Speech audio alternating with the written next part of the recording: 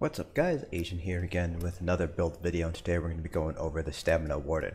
So the Stamina Warden has really started to rise among the ranks compared to the other four classes in terms of the amount of DPS that it's able to pull.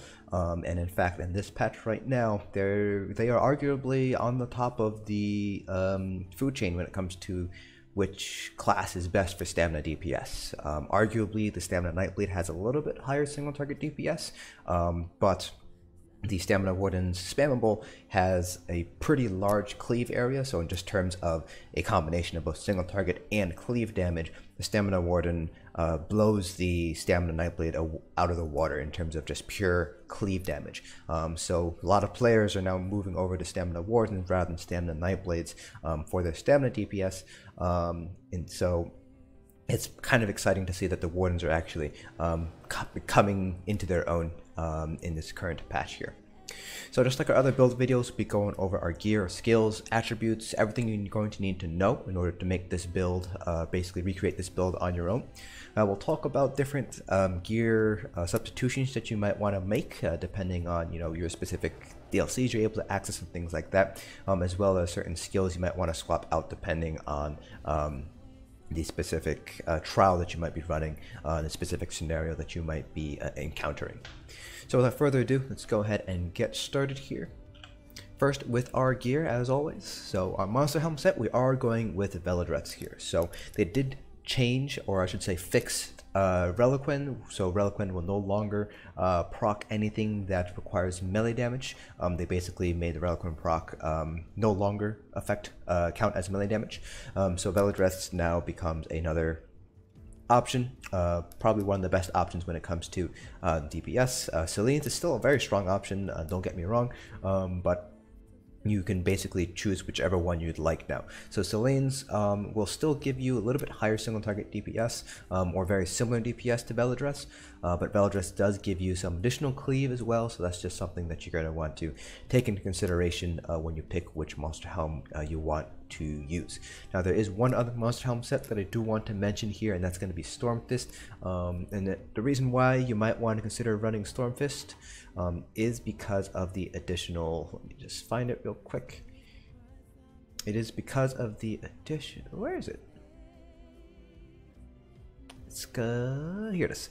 So it's the 1-piece stamina regen that you get out of it. So while Stamina Wardens have very good regen, depending on how good you are with your rotation, whether you're overcasting things or double casting things, the additional regen might come in handy for longer fights, and if you're not as comfortable with your rotation, if you're not using something like the Artaeum takeaway Broth, or using Dubious instead or something like that. So this is a nice option to have here, but overall Velidreth and Selene's is going to be a little bit stronger than Stormfist here.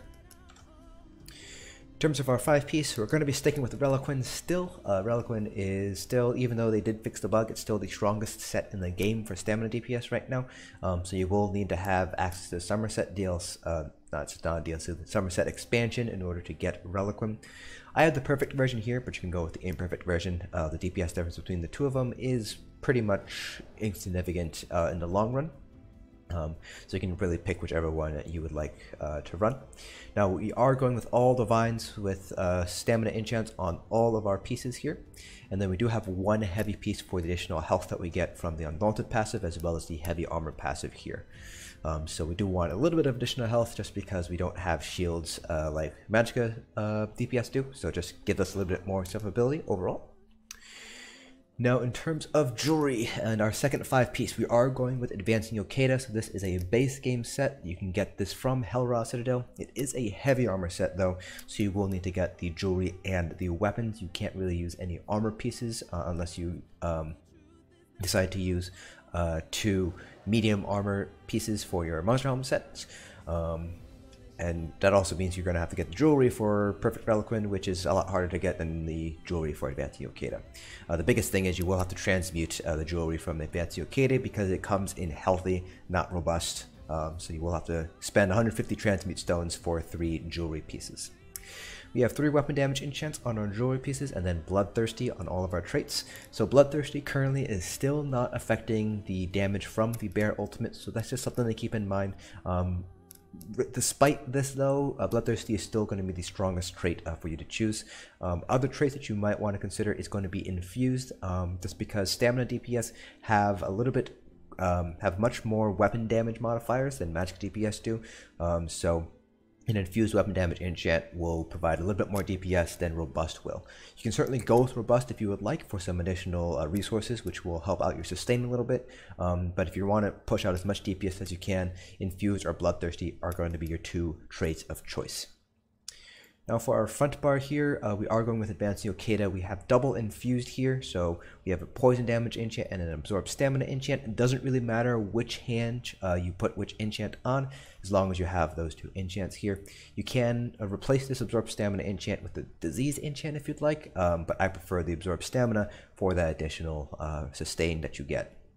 And for our back bar, still sticking with the Maelstrom Bow, it's going to be infused with a weapon damage enchant. So Endless Hail will proc that weapon damage enchant, so that's why it is on that bow there. Now, in terms of gear replacements here, the first thing I want to mention here is double daggers is going to be probably the strongest combination. You can go with dagger axe if you would like, but generally speaking, double dagger is going to pull a little bit ahead in trial scenario. Dagger axe will pull a little bit ahead in dummy parses, just because the bleed does ignore mitigation. So it does ignore resistances, but dagger is going to outperform in raid scenarios because of the warhorn uptimes and the scaling with the crit modifier there. So stick with double daggers if you can, but dagger axe is perfectly fine. Dagger sword is also okay as well, but you do want to try to get that second dagger as soon as you can if you want to get as much DPS out of your build as you possibly can.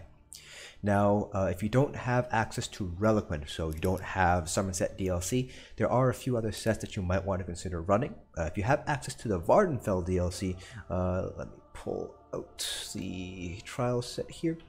Oh, not that box. You could run War Machine instead if you're going to be using the Bear Ultimate. The Bear Ultimate won't necessarily be the best option for all scenarios, but it is a very strong option to go for.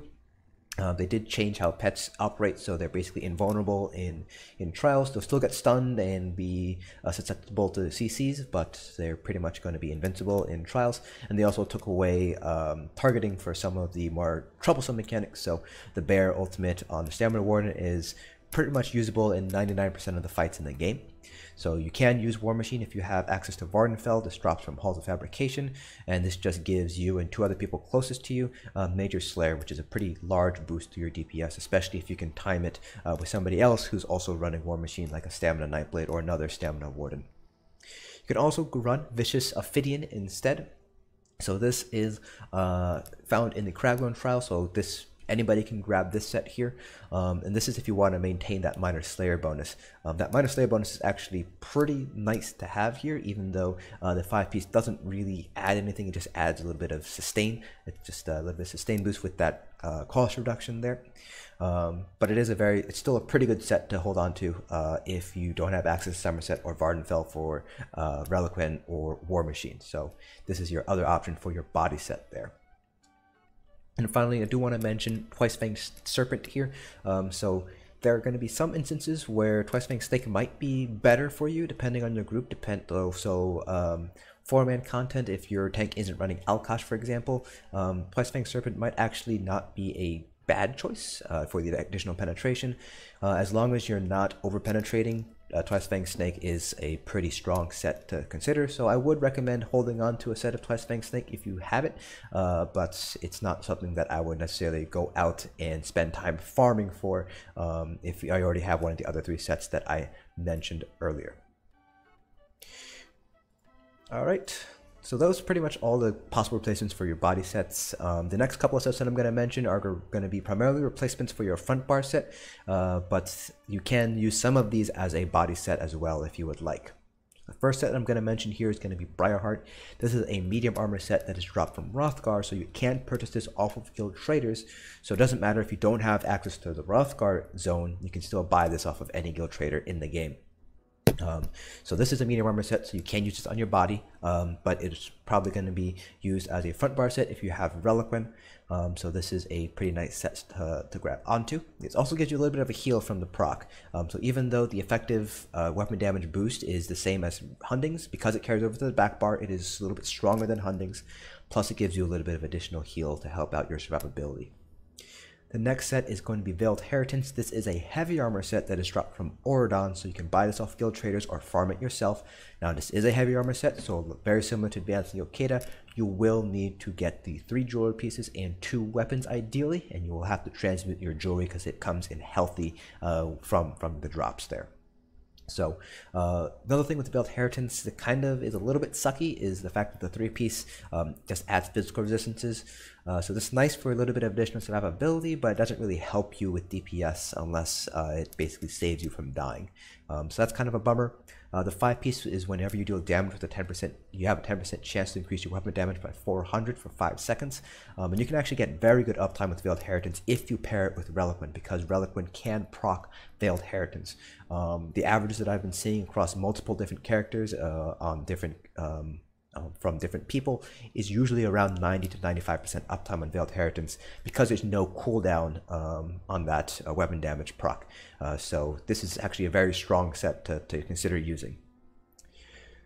The other set that I do want to mention here, Leviathan is another set that you might want to consider using. It kind of falls into the same vein as Hunding's, where because it is a fixed effect, it doesn't carry over to your back bar, so advancing Yokeda is going to be stronger. But if you have a set of Leviathan, this is a medium armor set that's dropped from Crypt of Hearts. If you have that set already available to you, you might as well use it, but you can also use Hunding's instead. Depending on whether you have Hundings available or not. So Hundings is going to be a little bit easier to get just because it's a craftable set, so you can basically fill in whatever you'd like, as long as you have weapons, obviously. So that's kind of the sets that you can potentially run as your front bar sets. So any of them that are medium armor sets you can also run on the body, but if you are going to be running Relequen, you do want it on your body. You don't want Relequen weapons, because you don't want that Relequen proc to fall off at all and basically have to rebuild those stacks. So keeping it on the body basically maintains Relequen throughout the entire fight, rather than having it only active on your front bar, where it might drop off if you are caught on your back bar for whatever reason. Alright, so moving on to our character information here. So we are Redguard. Redguards are still the strongest race when it comes to stamina DPS, just because of the 10% additional stamina, max stamina, 9% additional stamina regen, and the additional regen you get from Adrenaline Rush. So it just helps out your sustain by a pretty significant margin here. You could run other classes, so you could run Khajiits, or you could run a Wood Elf, a Bosmer if you'd like, or an Imperial. The Imperials also have 10% additional max stam, but it's kind of up to you. Redguards are probably the best for sustain. Khajiits have additional crit chance, but they don't have any additional max stamina racial passive, so your stamina is going to be a little bit lower. And Bosmer have 6% max stam, and I believe it's 10% additional stamina regen, or 20, no, it's 10% stamina regen or something like that. So lower max stam, a little bit higher regen, but you don't really get any other sort of benefit there. So Redguards are still going to be the strongest race. Now, Wardens are kind of unique in the fact that we do have minor toughness kind of built into our tool set here. So because of this, we don't need to put pretty much only 4 points into health. Really, you can put a little bit more if you want some more survivability, but I have 4 points into health and 60 into stamina. You could also shift all the points into stamina if you'd like. It's kind of up to you, basically how many points you want to put into health. I personally would not recommend putting more than 10 points into health. At that point, you're kind of giving up a little bit too much in max resources, so you're going to see a little bit your DPS loss at that point. I don't think is worth the compromise for additional survivability for most content in the game. So while we do have 15,690 max health, when we have minor toughness, this actually bumps it up to 17k. So that's really nice to have there. And we pretty much have 100% uptime on minor toughness because, and I'll show you guys when we go over skills, because of the passives that we have as Wardens. For our Mundus Stone, we're still using the lever in order to get to that penetration cap, so it's really important that we get to that penetration cap because that is the best way to improve our DPS. And then we are using Artaeum Takeaway Broth, so this gives us health, stamina, and stamina regen. Now you could use blue food instead. Some people have been able to sustain a light attack rotation using blue food if they have orbs supplied for them, but for most groups and most individuals, I would recommend using Artaeum Takeaway Broth instead of blue food, and at least until you are more comfortable with the rotation and are able to sustain that rotation with orbs. You should be able to sustain it with blue food, but I just like having that little bit of additional safety net there for sustain. Now in terms of skills, for our front bar we have Rending Slashes, Subterranean Assault, Bull Netch, Rearming Trap, Cutting Dive, and Wild Guardian. And then for our back bar we have Razor Caltrops, Poison Injection, Endless Hail, Subterranean Assault again, Cutting Dive again, and Wild Guardian. We actually are not going to be using these two skills. These are just here for the additional damage done increase that we get from advanced species here. So this is, you can replace these with Fighter Guild's passive if you would like for weapon damage instead. It's kind of up to you. I've parsed pretty similar with 2 Fighters Guild versus 2 Animal Companions, so it's really personal preference really. Now I do want to mention here that the minor toughness does come from maturation, so I would recommend leveling green balance all the way up to 50 here so you can get the maturation bonus here. So whenever you activate a heal, any heal, you get minor toughness, and this does proc whether regardless if you are at full health or not. So when you combine this with Bond with Nature, which restores health every time an animal companion is killed or unsummoned, you basically have 100% uptime on minor toughness, and you'll see this when we do the parse. Basically, resummoning Bull Netch activates Bond with Nature, and I believe Cutting Dive and Subterranean Assault can also proc this as well. So it's pretty much guaranteed you're going to have 100% uptime with minor toughness on your Stamina Warden. That's why we're able to put so few points into health compared to some other classes. Alright, now one skill I do want to mention here is going to be Bird of Prey. So Bird of Prey, while it is slotted, you gain minor berserk. So this basically means you don't have to worry about getting combat prayer from your healers. Now the downside of this is it does take up a slot, so if you do end up using Bird of Prey, you're going to want to run Trap on your back bar here, and you have Bird of Prey basically double barred. Now the downside of this is you might run into issues with Advanced Yokeda proc trying to maintain that on the back bar, because now you have 4 global cooldowns on your back bar compared to 3 if you didn't have Bird of Prey. Now the way you can get around this is basically you interrupt your back bar rotation to do a Subterranean Assault after you do however many skills you need to, and then that basically refreshes your Advanced Yokeda prop, and then you can finish your back bar rotation and then go to your front bar rotation again. The downside of that though is that it is a more dynamic rotation that way, so it's a little bit more difficult to learn and master compared to the static rotation that I'm going to show you guys in a second. So I'm just going to actually keep that configuration there because it doesn't really matter what skills I have there as long as they are Fighter's Guild or Animal Companions. I might actually just get rid of that there. Alright, now going on to our champion points, the CP cap is now 810, which gives us 270 points across each of the 3 different constellation types. So with our green CPs, we have 75 into Mooncap and 75 into Tenacity. That leaves us with just shy of 200 points, not 200 points, 120 points you can put into the remaining nodes. So we have 40 Shadow Ward, 40 Tumbling, and 40 Warlord, but you can really just put them wherever you'd like. So you can even push Tenacity and Mooncap up to 100 points if you'd like for the last 1%, and then move to 70 points wherever. It's kind of up to you where you want to put these points. Now for our blue CPs, in terms of piercing, again, you do want to hit the penetration cap, so depending on your debuff uptime, your Alkash uptime, your Crusher uptimes, you might need to shift a couple of points out of piercing into piercing. It really depends on your specific group. So for this particular setup, I'm kind of basically basing it off the assumption that we have very good Alkash uptime and we have all of our debuffs that we need. So I have 64 into Mighty, 61 into Thaumaturge, 61 into Precise Strikes, 23 into Piercing, and then 61 into Master at Arms. So if you do need to put more points into Piercing, you can drop all the 61s down to 56, and that'll give you 50 more points, so you can bump this up to 38 if you need to. You can also drop 8 points from Mighty if you'd like, and get some more points into Piercing if you absolutely need it. Finally, for our red CPs, we do have this particular setup here is a little bit more balanced, but depending on the specific content that you're running, you might want to shift some points around depending on the specific trial or content that you're deciding to run for that night. So I have 81 into Ironclad, 61 into Thick Skin, and 64 into Hardy and Elemental Defender. Now, you could take 10 points out of Ironclad if you'd like and put them into Bastion or Quick Recovery for the Field Physician passive. Generally speaking, though, it's generally going to be more magic DPS that are going to be grabbing the Field Physician passive and doing the resurrecting, and less so stamina DPS, just because you don't have shields to help mitigate damage while you're resurrecting. But it is an option for you to consider. You put it into Quick Recovery and get the Field Physician passive there. So one thing I would do here is basically drop Ironclad to 66, Thick Skin to 66, and then just put 10 points into Quick Recovery if you want to do that. Alright, so that's pretty much it for all the build information. Now we're going to quickly talk about our rotation. So this particular rotation that I have is a static rotation. So other content creators might be using a dynamic rotation. So for example, Lyco recommends using Subterranean Assault every 2 skills. So you do Subterranean Assault, you do 2 skills, then you do Subterranean Assault. So that is a little bit more dynamic rotation.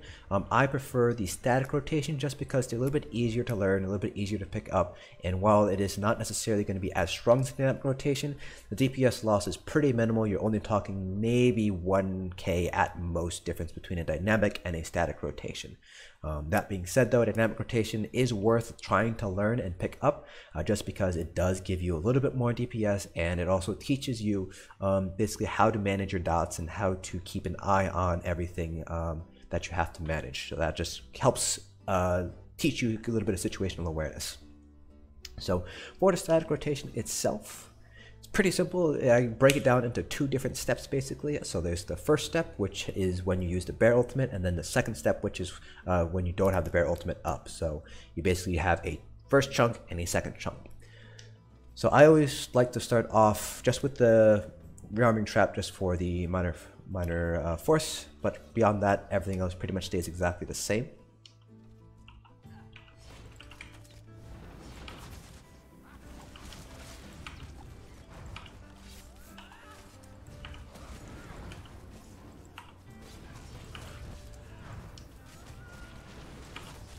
So that's the first block, and then the second block.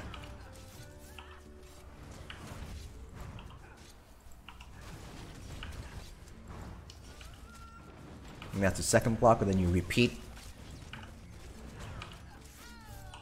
So then the first block again with the bear ultimate. And then you go right back to the second block. So no bear ultimate.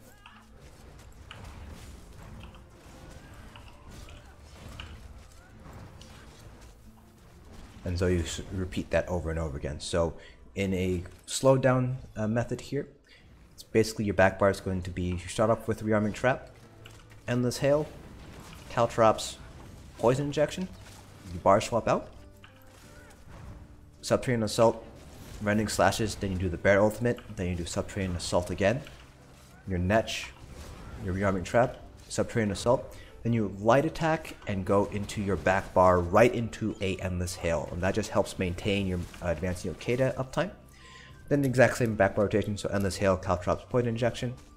Then you do Subterranean Assault, Rending Slashes, Cutting Dive, Subterranean Assault, Cutting Dive, Rearming Trap, Subterranean Assault, light attack directly into a Endless Hail again. And so that light attack into Endless Hail is something that Lyco has came up with, and we call it the Lyco method of swapping bars. And that basically helps to maintain your advanced Yokeda proc because it procs off of that light attack. You go to your back bar, you do your 3 global cooldowns, Endless Hail, Caltrops, Poison Injection, you bar swap back, and that basically gives you, basically allows you to maintain very good uptime on advanced Yokeda. It's a lot harder to drop advanced Yokeda using this method rather than having to do a light attack into a bow light attack, I should say, into Endless Hail. We should probably make our bear stop attacking.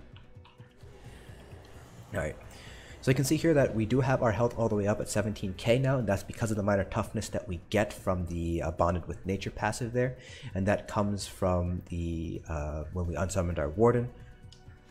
So you don't really see it on my surrender right now because I don't have it tracked. But if we actually go ahead and let it drop off here, you can see that when I resummon my Bull Netch, I get that additional health back. So it basically allows me to maintain pretty much 100% of minor toughness uptime. So basically that is why we can put 4 points into health compared to something like a Stamina Nightblade, where we would have to put 10 points into health if we're using Artaeum take away Broth instead of blue food. So once we let, okay, so it's dropped off. So here's Subterranean Assault here, and you can see here that with Subterranean Assault, we also proc the minor toughness. So it's pretty much guaranteed 100% minor toughness with a Stamina Warden. So really, really nice boost to our survivability there. So now we're going to go ahead and do a 6-minute dummy parse so you guys can get an idea of the DPS you can pull, and you can use this metric to kind of compare it to other stamina classes. So it's really important here that you take this and compare it to stamina classes, not magicka classes. Magicka DPS and stamina DPS are two separate kind of tiers of DPS, so to speak, so you want to compare them against each other. The other thing I do want to mention here is that we do have major fracture through Subterranean Assault, so if you're comparing this to a Stamsorc or a Stamplar who do not have major fracture, just bear that in mind when you do compare parses. So you can kind of do a little bit of math to kind of even it out a little bit to see what you would actually get on a Stamsorc or a Stamplar. So just keep that in mind when you take a look at the parse. So let's go ahead and get started here with our 6 million dummy parse.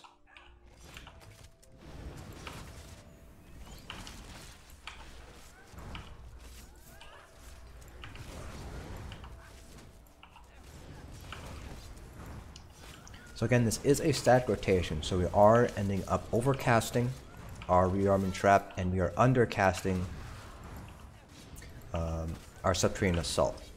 What I mean by this is, Lyco is correct in that you can use basically 2 abilities between each Subterranean Assault, as you can see here. But because we're doing 3 global cooldowns on our back bar, we are undercasting Subterranean Assault.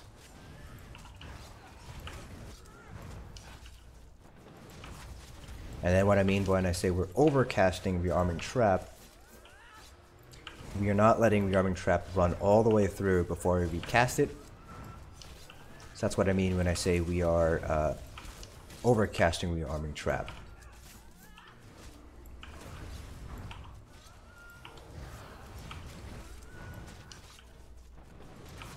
Our back bar dots are pretty much right on the money though.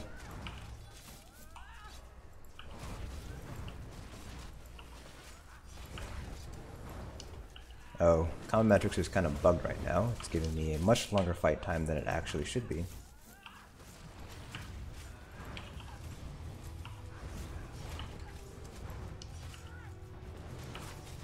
So we'll have to open up Common Metrics report, and that's perfectly fine.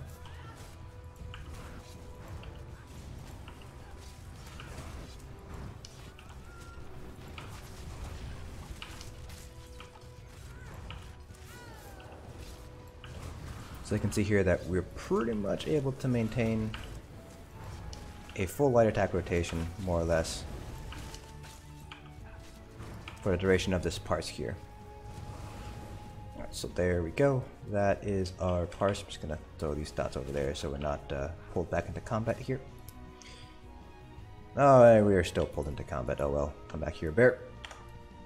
Alright, so this is a little bit weird because it looks like it said that we are still in combat with the target skeleton from before.